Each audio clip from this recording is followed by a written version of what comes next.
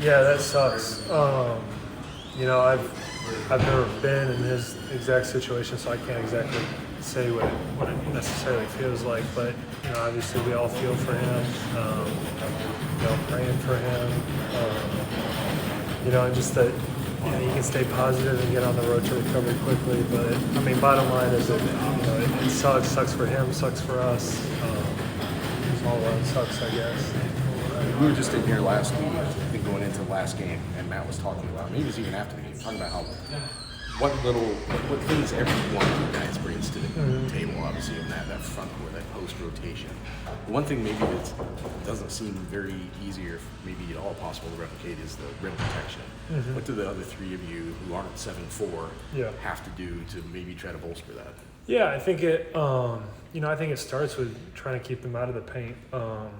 Obviously last year, with Zach kind of commanding his presence in the paint, we could rely on him a lot if he got beat off the dribble or if guys were coming downhill. We trusted him. We knew that, more than half the time Zach would probably, even if he didn't block it, he would at least change the shot. But now we don't have that. So I think it just starts with keeping them out of the paint.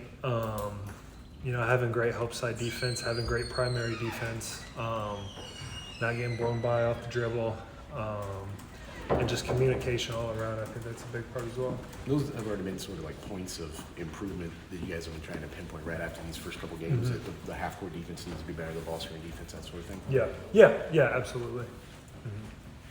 Now, those 8 points that you scored, that was your most in a while. What did that feel like to be able to impact the game, at that level again? Yeah, I think it, just getting in the groove. For me, how I look at it, just taking it one game at a time. Just trying to get in a groove and, continue that now with Yale.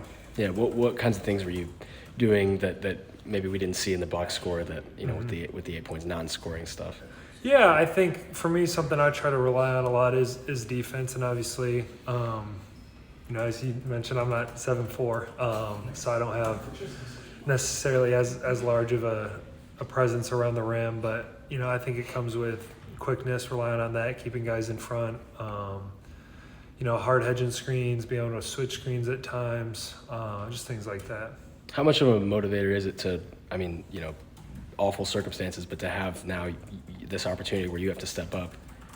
How much of a motivator is that? Yeah, how I look at it, I just, like I said, it sucks. And I've always tried to, especially, as I've gotten older, try to be a leader, try to encourage guys. And now looking at it now, obviously we don't have Daniel. So as we talked about, just filling in the gaps, and every guy really embrace the role that you've had.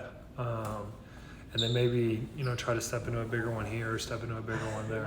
Did you see Daniel today at all? Yeah.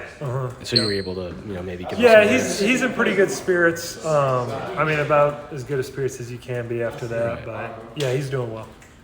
These last few weeks, every time we talk about the front court, Matt keeps saying, nobody's really separated. How does that hit your ears? I'm sure he's saying the same thing to you guys, right?